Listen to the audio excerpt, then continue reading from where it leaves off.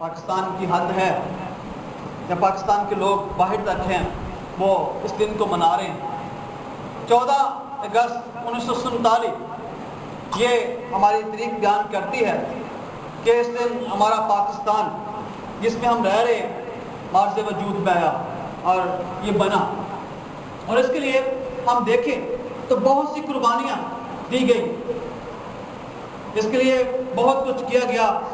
جب ہم دیکھتے ہیں کہ بر صغیر میں ہندوستان ملک قائم تھا تو ہمارے ملک کے لوگوں نے اپنی آزادی کے لیے آواز کو بلند کیا، تو انہیں آزادی حاصل کرنے کے لیے اپنے آپ کو پیش کیا۔ ہم دیکھتے ہیں کہ آخر ایک دن اس ملک کو انہوں نے حاصل کر لیا، اور یہ ملک جو ہے وہ 14 اگست 1947 کو مارز وجود میں آیا۔ اور اس میں ہم دیکھتے ہیں کہ اس میں اکثریتوں کے ساتھ، مسلم اکثریت کے ساتھ بہت سی اقلیتیں بھی یہاں پر موجود ہیں۔ آج اگر کوئی مانے یا نہ مانے، لیکن اس وقت جب پاکستان بنا تو ہم دیکھتے ہیں کہ بانی پاکستان قائد اعظم نے مارز وجود لانے کے لیے پاکستان کو انہوں نے اقلیتوں کا بھی سہارا لیا، اقلیتوں کو بھی اس میں شامل کیا۔ بہت سے ایسے نام ہیں جن کو انہوں نے اس میں شامل کیا، اور ان کے ووٹ ڈالنے سے، ان کے شمولیت سے یہ ملک جو ہے وجود میں آیا۔ اور اگر آج اس ملک میں اقلیتیں نہ ہوں تو پاکستان میں جمہوری نظام جو ہے وہ قائم نہ رہ سکتا، کیونکہ جمہوریت کے لیے، ملک کی سلامتی کے لیے، بقا کے لیے اور سارے نظام کے لیے اقلیتوں کا بھی ہونا ضروری ہے۔ اور ہم دیکھتے ہیں کہ مسیح کرسچن ملک پاکستان میں گو اقلیت کی حیثیت سے رہ رہے، لیکن ہمیں خدا نے ایک بہت اچھی بات کے لیے آگاہی دی ہے۔ آج ہم جس طرف جا رہے، بہت سے لوگ کہتے ہیں ہمیں کون سی آزادی ہے، ہم آزاد نہیں ہیں، لیکن یہ بھی حقیقت ہے ہم آزاد تو نہیں ہیں، آزاد ہیں بھی، لیکن اس کے پیچھے اگر ہم دیکھیں تو بہت سی وجوہات، کیونکہ یہ اکثریت جو ہے یہ مسلم لوگوں کی ہے، اور ہم یہاں پر اقلیتی لوگ بستے ہیں، اور یہاں پر بھی اقلیتیں ہوتی ہیں، ان کے ساتھ ایسا ہی سلوک کیا جاتا ہے۔ اور یہاں پر ہم دیکھتے ہیں کہ گو ان کے کہنے پر ہمارے لیے بہت سے حقوق ہیں، ہمیں آزادی ہے، لیکن آج یہ آزادی ہم سے چھین لی گئی، ہم اس قدر آزاد نہیں ہیں جس قدر ہمیں آزاد ہونا چاہیے، جس قدر آزادی ملنی چاہیے۔ آج ہم دیکھتے ہیں کہ ایسے قوانین ہم مسیحیوں کے لیے بن چکے ہیں جو ہمارے لیے مسائل پیدا کر رہے ہیں، جو ہمیں آواز اٹھانے کے لیے، بولنے کے لیے اور اپنے حقوق حاصل کرنے کے لیے بہت سی رکاوٹیں پیدا کر رہے ہیں۔ لیکن ہم آج دیکھیں گے، ہم پاکستانی ہونے کے ناطے، کیونکہ خدا کا کلام بیان کرتا ہے کہ جہاں پر رہتے ہو تم وہاں کی خیریت چاہو، وہاں کی سلامتی چاہو، اور ہم پاکستان میں رہتے ہیں، ہمیں کسی سے کوئی گلہ نہیں، کوئی شکوہ نہیں ہے، لیکن یہاں پر رہتے ہوئے ہمیں اس ملک کے قانون کے مطابق رہنا ہے، ہمیں اپنی آواز کو بلند کرنا ہے، لیکن قانون کے دائرہ میں رہتے ہوئے اپنی آواز کو آگے بڑھانا ہے۔ اور آواز کب کامیاب ہوتی ہے؟ خدا کے کلام میں لکھا ہے کہ ہماری جنگ جو ہے وہ گھوڑوں اور رتھوں سے نہیں ہے، ہماری جنگ جو ہے وہ خدا کے نام سے، ہمارے مطالبے، ہمارے منصوبے، ہماری خواہشیں اس وقت کامیاب ہوتی ہیں جب ہم خدا کو ساتھ لے کر چلتے ہیں، اور خدا کا کلام ہمیں تابع داری سکھاتا ہے، خدا کا کلام ہمیں فرمانبرداری سکھاتا ہے۔ ہم یہاں پر بھی رہتے ہیں، اس ملک کی، اس زمین کی ہم سلامتی چاہیں، اور آج ہم دیکھیں کہ ہم ملک پاکستان میں، پاک زمین میں رہ رہے ہیں، اور آج ہمیں اس ملک کے بارے میں سوچنا ہے۔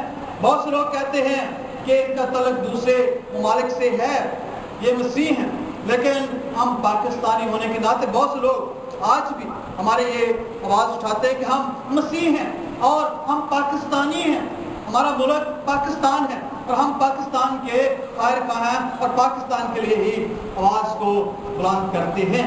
اور آج ہم یہاں پر دیکھتے ہیں جیسے پولس رسول بیان کر رہا ہے کہ ہمیں کیا کرنا ہے، سب سے پہلے حکومتوں کے تابع رہنا ہے، حکومتوں کی تابع داری کرنا ہے، ان کے حکم کے مطابق, قانون اور آئین کے مطابق ہمیں زندگی بسر کرنا ہے, کیونکہ خدا کا کلام بیان کرے کہ کوئی حکومت ایسی نہیں جو خدا کی طرف سے نہ ہو.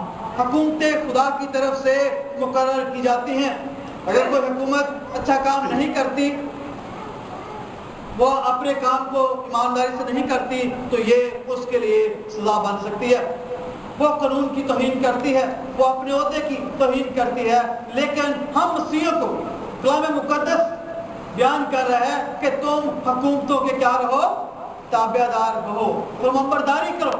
اور لکھا ہے کہ حکومتیں خدا کی طرف سے ہیں اور ان کا سامنا نہ کرو اور ان کے انتظام کی مخالفت نہ کرو. جو حکومت کی مخالفت کرتا ہے وہ خدا کے کام کی کیا کرتا ہے, مخالفت کرتا ہے, اور وہ مخالفت کرتا ہے وہ سزا پائیں گے. لیکن جو نیکوکار ہیں, جو خدا کے ساتھ چلنے والے ہیں, جو سچائی کے طالب ہیں, جو سچائی پر چلتے ہیں, لکھا ہے ان کو کسی حاکم سے کوئی خطرہ نہیں ہے, ان کو کسی سے کوئی خوف نہیں ہے کہ یہ کیا ہوگا, یہ حکومت اچھی نہیں ہے.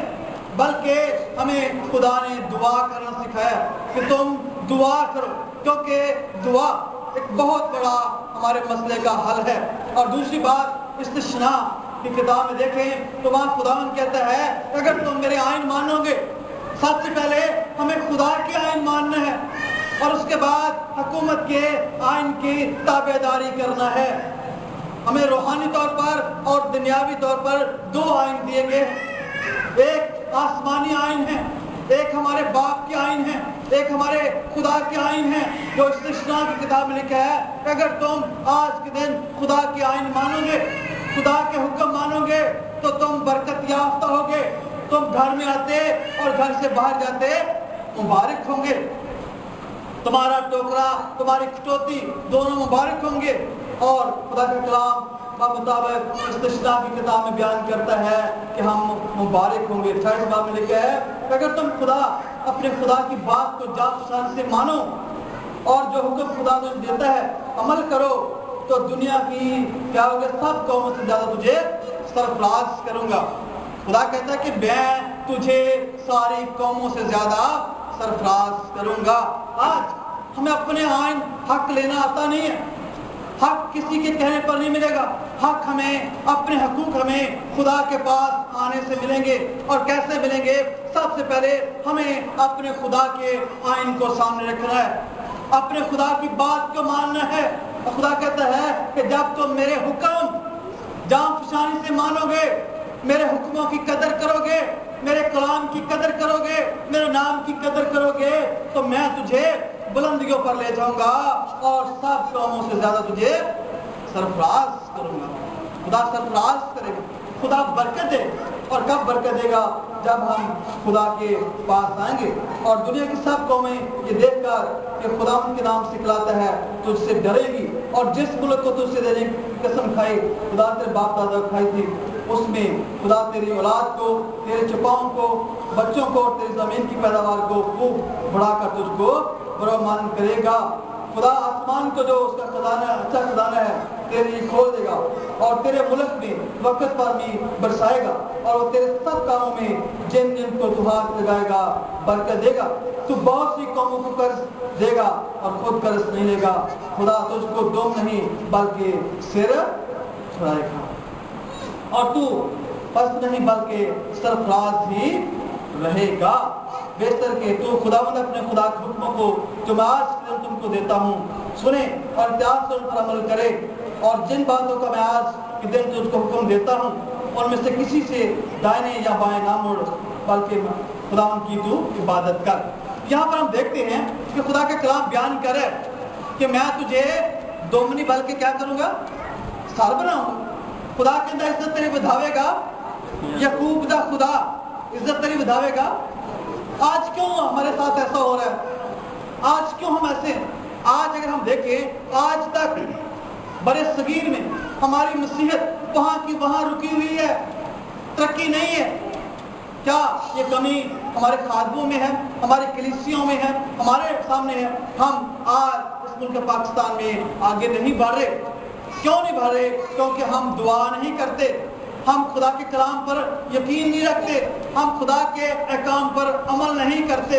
اگر آج ہم ترقی چاہتے ہیں، آج ہم برکت چاہتے ہیں، خدا کہتا ہے کہ خدا تجھے آسمان سے اپنے اچھے خزانے کھول کر برکت دے گا۔ بے شک جتنی مرضی مہنگائی آ جائے، کرپشن ہو جائے، کچھ بھی ہو جائے ملک میں، لیکن ہمارا خدا ہمیں مہیا کرے گا، ہمیں دے گا۔